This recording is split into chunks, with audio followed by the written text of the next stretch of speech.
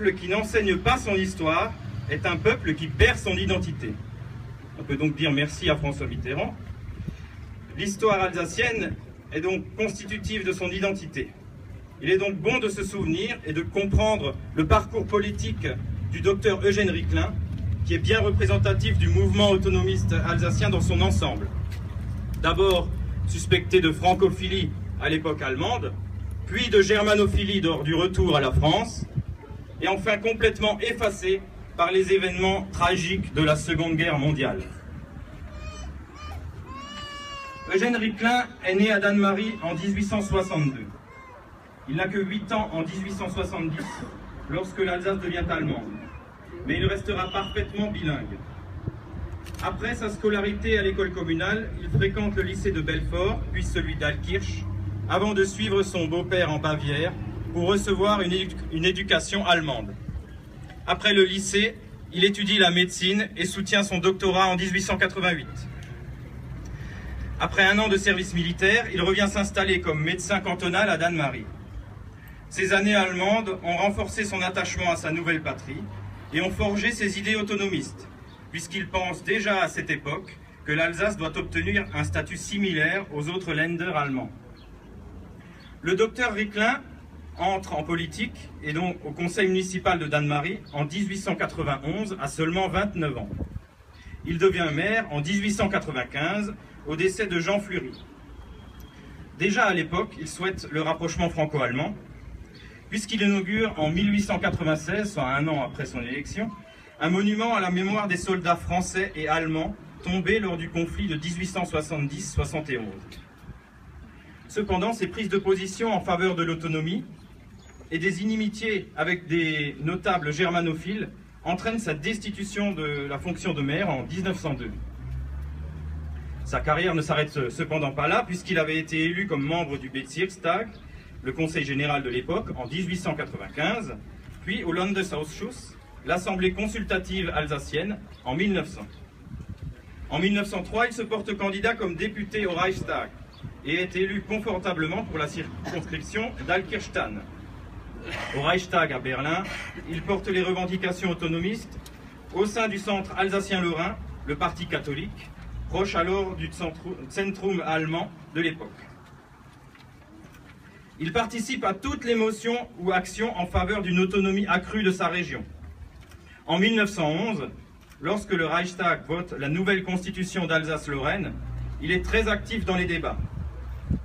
Le 31 mai 1911, cette constitution est promulguée par l'empereur Guillaume II.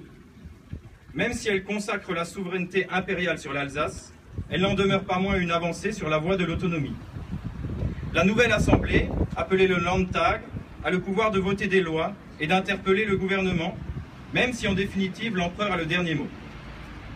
Eugène Riclin est élu député à la chambre basse du Landtag, puis président de cette chambre, le seul président du Parlement de l'histoire alsacienne. En tant que président, il fait adopter le drapeau officiel alsacien-lorrain, le Rotunwies, avec une croix de Lorraine jaune. Il me semble que j'en ai vu un quelque part. Exactement, c'est celui-ci. Il est là, c'est monsieur. Dans les années d'avant la guerre de 14-18, Eugène Riclin œuvre inlassablement pour la paix et le rapprochement franco-allemand. Il s'exprime en ces termes à la tribune du Reichstag dès 1905, lors d'une crise entre France et Allemagne à propos du Maroc. Nous sommes hostiles à toute guerre, aussi à celle qui pourrait être entreprise pour modifier notre appartenance politique. Qu'on se le dise non seulement à Paris, mais ici aussi à Berlin. Nous avons vu avec effroi en Alsace-Lorraine la guerre ne tenir qu'à un fil. Nous autres Alsaciens-Lorrains, nous ne souhaitons rien avec plus d'ardeur que des relations correctes entre l'Allemagne et la France. Bien plus, nous souhaitons que s'établissent des relations amicales entre les deux peuples. Nous pensons que l'Alsace-Lorraine ne doit pas être un objet de discorde entre les deux États, mais bien au contraire, un lien entre l'Allemagne et la France. Tout cela, il le déclarait en 1905. En 1913 et 1914, il participe activement aux conférences interparlementaires pour la paix à Berne et Bâle, en compagnie de l'abbé Xavier Egui. Il y rencontre une autre figure du pacifisme, le député socialiste Jean Jaurès.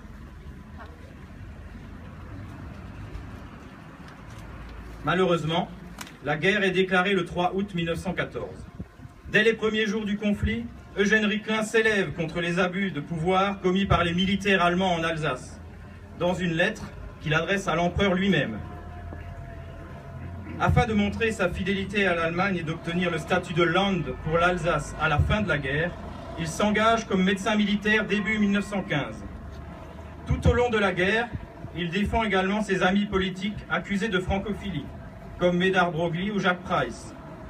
Cela lui vaut d'être soupçonné à son tour de sympathie pour la cause française et d'être éloigné d'Alsace. Il est envoyé à Carignan, dans les Ardennes françaises. Toujours dans le but d'obtenir l'autonomie complète de l'Alsace, il fait des déclarations de loyauté à l'Allemagne en 1917 à la tribune du Reichstag. Il s'agit là sans doute de sa plus grande erreur politique. En novembre 1918, en effet, l'Empire allemand s'effondre. Riclin forme alors le Conseil national d'Alsace-Lorraine avec les membres du Landtag et les députés alsaciens-lorrains. Il tente de négocier un statut particulier avec la France, notamment le maintien de l'administration alsacienne et de son parlement, le Landtag. Cependant, l'heure est à la liesse populaire et au retour à la France sans condition, après 4 années de guerre, de privation et de dictature militaire allemande. Riclin est alors écarté de la présidence du Conseil national et en mars 1919, il comparaît même devant la commission de triage d'Alkirch qui lui reproche ses déclarations en faveur de l'Allemagne en 1917. Il est expulsé et assigné à résidence en Allemagne et n'est autorisé à rentrer en Alsace qu'en janvier 1920.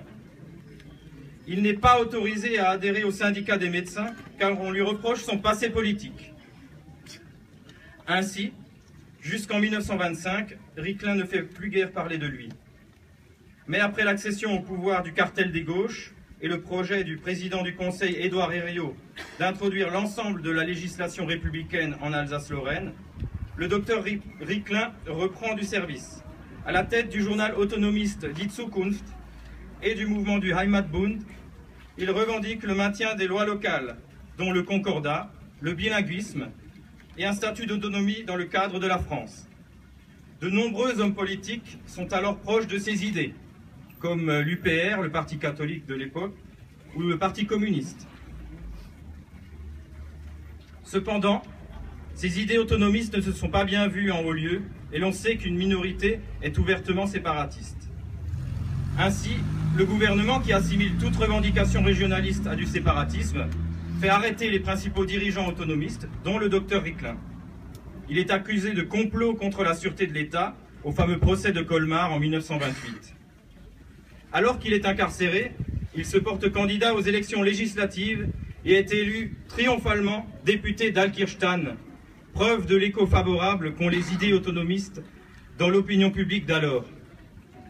Au procès, malgré l'absence de preuves d'un quelconque complot, Riclin et 3 autres accusés sont condamnés à 1 an de prison. Ils sont graciés par le président de la République en juillet 1928. Cependant, la Chambre des députés prononce la déchéance de Riclin au motif que la grâce ne lui aurait pas rendu ses droits civiques. Entre-temps, Eugène Riclin avait été élu conseiller général du canton de Dannemarie. En mars 1929, cette élection est annulée pour le même motif. Il est pourtant une nouvelle fois réélu en juin de la même année. Dès lors, il se consacre uniquement à son mandat de conseiller général et ne se mêle plus guère de politique régionale. En 1931, pour protester contre le gouvernement qui tarde à voter une loi d'amnistie, 6 députés alsaciens votent pour le docteur Riclin lors de l'élection présidentielle. En 1934, malade, Eugène Riclin désigne comme successeur Marcel Sturmel aux élections cantonales. Le docteur Riclin meurt en septembre 1935 à Dannemarie.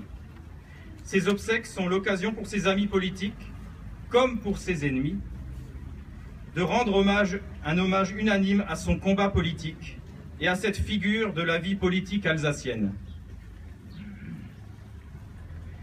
En 1919, le docteur Ricklin déclarait qu'il était impatient de voir écrite une histoire impartiale de la situation politique en Alsace-Lorraine. Le temps est désormais venu pour cette écriture.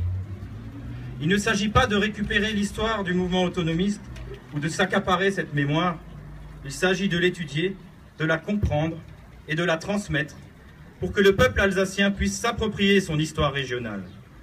Elle doit nous faire prendre conscience de notre originalité au sein de la République française.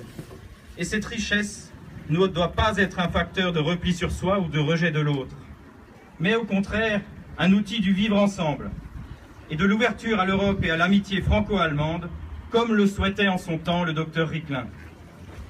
En ce jour anniversaire de la Constitution alsacienne de 1911, et à l'occasion de l'inauguration de la place qui portera votre nom, prenez enfin votre place dans l'histoire alsacienne, Eugène Ricklin. Bravo.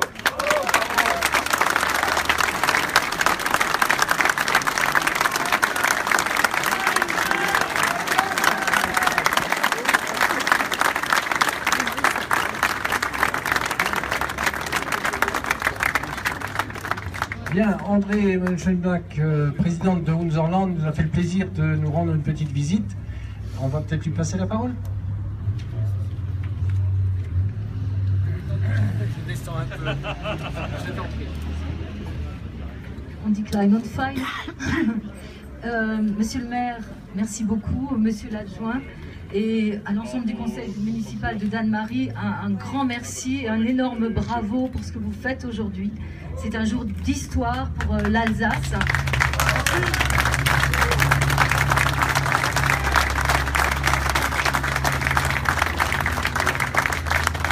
Un jour que ceux qui connaissent l'histoire de l'Alsace, qui aiment l'Alsace, attendent depuis des années.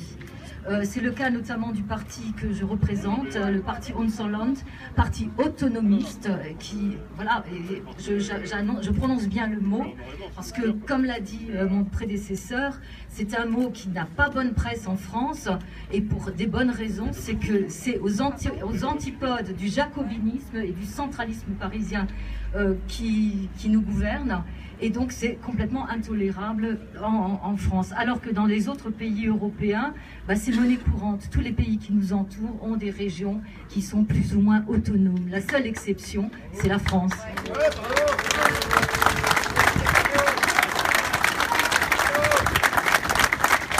La France, alors même qu'elle a ratifié la Charte européenne de l'autonomie locale. Voilà. Donc c'est le grand paradoxe. Et je reviens à mes remerciements.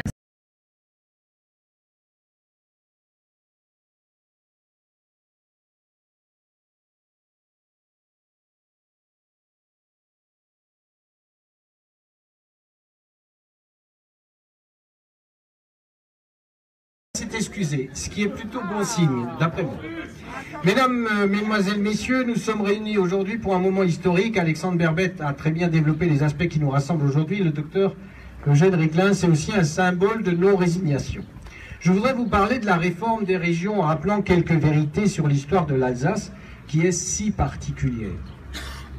J'utilise pour cela des extraits d'un texte de Jean-Philippe Maurer, député UMP du Bas-Rhin jusqu'en 2012, pour éviter que l'on me taxe de parti pris. Certains centralistes français donnent des leçons de patriotisme aux Alsaciens. L'histoire de l'Alsace est entachée par de multiples exactions de la part de la République française. En 1871, Napoléon III perd la guerre qui mène contre la Prusse. S'ensuit un armistice et un traité de Francfort où l'Alsace et la Moselle ont été donnés à l'Allemagne à la suite de négociations. On a négocié, donné l'Alsace-Moselle contre leur gré à l'Allemagne, contre des avantages et des échanges faits à l'Allemagne.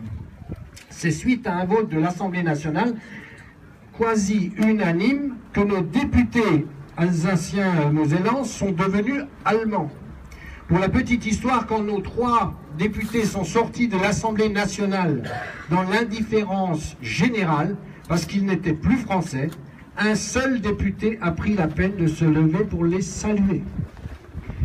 L'Alsace et Moselle sont alors restées 47 ans allemandes, il faut le rappeler. Puis arrive la guerre de 14-18. Là, comme les poilus, les Alsaciens et les Mosellans se battent pour l'Allemagne. découvre l'horreur de la guerre des tranchées, entre autres au vieil Armand, la mangeuse d'hommes. La plupart des Alsaciens qui y sont morts sous les balles françaises. Si on nous accueille les bras ouverts pendant quelques jours, la réalité a très vite changé et on nous a fait payer d'avoir été allemands. On mettait par exemple les habitants de l'Alsace-Moselle dans différentes catégories en fonction de leur degré de germanisme qui était marqué sur leur carte d'identité. Ceux qui faisaient partie de la pire race, la catégorie D, ont carrément été expulsés vers l'Allemagne, même s'ils étaient nés en Alsace. On en arrive à la guerre 39-45 et donc 39-40, à la Seconde Guerre mondiale, le plus gros traumatisme commence. Seuls une fois de plus, les Alsaciens ont donc dû vivre occupés dans des conditions bien pires que le reste de la France. Ils auraient été par exemple interdits de parler français ou alsacien. On avait notre camp de concentration rien que pour nous. Le Struthof et le camp de Schirmeck, qui fut un camp de redressement tristement célèbre. Tant d'Alsaciens y ont séjourné parce qu'ils ont osé à un moment ou à un autre se montrer hostiles au régime nazi. Ils étaient destinés aux Alsaciens et Mosellans réfractaires au régime nazi, hommes et femmes, ainsi qu'aux représailles sur les familles. Dois-je rappeler que la plupart des malgré nous étaient envoyés au front russe, et s'ils refusaient de servir l'armée allemande, ils étaient fusillés, et leur famille tout entière pouvait l'être, ou au mieux internés au Struthof en représailles. Parmi les héros qui ont essayé de se rendre aux Russes, la plupart étaient exécutés sur le champ parce qu'ils étaient incapables d'expliquer leur situation aux soldats russes. Dois-je rappeler aussi que pendant que la France fêtait sa victoire, 18 000 malgré nous étaient retenus prisonniers dans des conditions épouvantables. On parle d'une ration alimentaire journalière de moitié qu'à Auschwitz, jusqu'en 1955. 10 ans de captivité dans des camps de concentration alors que le reste de la France a connu moins de 5 ans de guerre. Ce sont des dizaines de nationalités qui ont creusé cette terre. Et pourtant, tous ceux qui restent en Alsace l'aiment et la défendent. Qu'est-ce qui fait que nous sommes ce que nous sommes? Notre géographie, bien sûr, mais d'abord notre histoire. C'est en partie sur les acquis de l'histoire que notre région a bâti sa richesse, ses universités, qu'elle a accueilli les entreprises étrangères conscientes de tous ces avantages qui permettent le maintien de la cohésion sociale. Nous, les Alsaciens, et c'est le député Maurer qui le dit, nous, les Alsaciens, avons un cœur, mais aussi une tête. Et vous ne la couperez pas aussi facilement.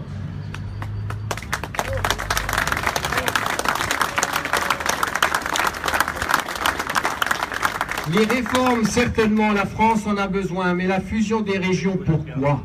Pourquoi? Impossible d'en cerner une raison, et ce n'est pas la taille des régions qui est importante, on le sait tous. Regardez la Suisse avec ses petits cantons, ils ne sont pas dans le désastre économique et d'emploi que la France collectionne actuellement. Je ne reviens pas sur l'aspect de cette loi votée par 95 députés sur 577, 16% de l'Assemblée nationale, et qui viole, comme l'a dit André, le traité européen signé par la France et ses députés français. Le général de Gaulle disait dans son discours du 24 mars 68 à Lyon, parlait de la régionalisation, dont certains se revendiquent, et maintenant, non seulement s'en revendiquent, mais se disent républicains. Il disait, général de Gaulle, l'effort multiséculaire de centralisation qui lui fut longtemps nécessaire pour réaliser et maintenir son unité, malgré les divergences des provinces qui lui étaient successivement rattachées, ne s'impose plus désormais. Encore mieux, on en a parlé tout à l'heure. Et pour ceux qui sont au pouvoir, Henri Gucci d'ailleurs m'avait fait un courrier là-dessus, et c'est lui qui m'avait fait remarquer des choses, ancien sénateur, Henri Gucci, ancien président du Conseil général. Il m'écrivait en 2011, François Mitterrand à Lorient en 1981 de préciser, en souhaitant que la France cesse d'être le dernier pays d'Europe à refuser à ses composantes les droits culturels les plus élémentaires reconnus dans les conventions internationales qu'elle a elle-même signées. C'est quand même navrant, quoi. Une des clés de la réussite dans notre société pour une action personnelle, professionnelle, familiale est la responsabilisation individuelle des personnes. En d'autres normes, dans d'autres termes, ce n'est pas un grand mot, une certaine autonomie, André l'a dit. Autonomie pour le Larousse, j'ai consulté un peu, type de liberté par excellence. Un salarié autonome dans son travail, c'est bien, non? Une personne autonome physiquement, c'est bien, non? Pour les régions de France, ce n'est plus bien. Il faut, pour nos énarques parisiens, chercher le contraire. Alors, cherchons le contraire. Eh bien, tout simplement, le contraire veut dire, d'après le Larousse aussi, dépendance, esclavage, tutelle, soumission. C'est clair, c'est écrit.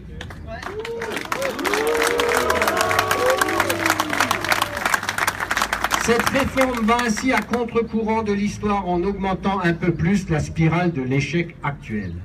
La perte d'identité, c'est aussi le risque fort et réel de voir disparaître les particularités régionales telles que le code civil local, le concordat, les langues régionales, l'assurance maladie du régime local, etc. Du moins, personne n'en parle clairement. Et surtout, personne ne s'engage par écrit à les maintenir. Sauf si la question est posée à nous dire que c'est du populisme. Je voudrais terminer cette intervention, mais il y a des moments qui méritent du temps et des symboles. Tous les Alsaciens sont des citoyens, je voudrais le répéter ici. Tous les Alsaciens sont des citoyens français. Et messieurs, mesdames les gouvernants, centralisateurs, jacobins et grands élus de tout genre qui disent « nous sommes républicains et vous pas », je vous dis, vous n'avez pas le monopole de la République.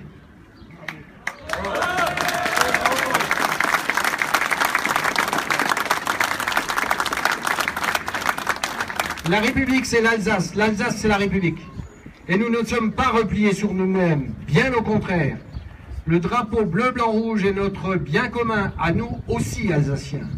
Nous ne sommes pas une sous-catégorie de Français, car nous voulons une région forte, émancipée, respectueuse de ses racines, avec une vraie décentralisation locale. Seule méthode pour notre siècle.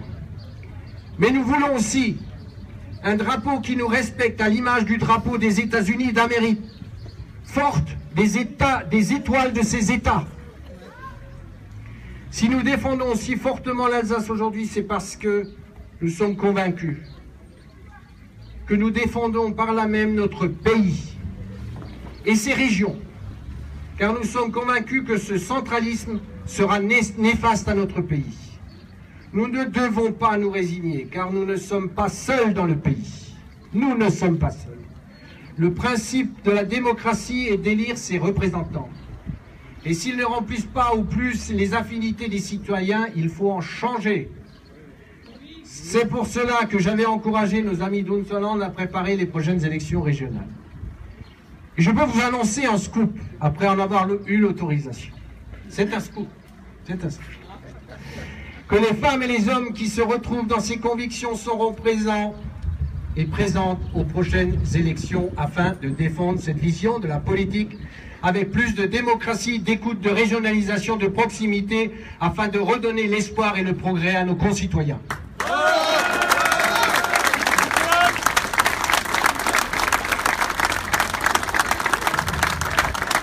Nous travaillons avec d'autres concitoyens et les partis régionalistes de toutes les régions de France à créer un grand parti national qui viendra donner une vraie alternative à nos concitoyens.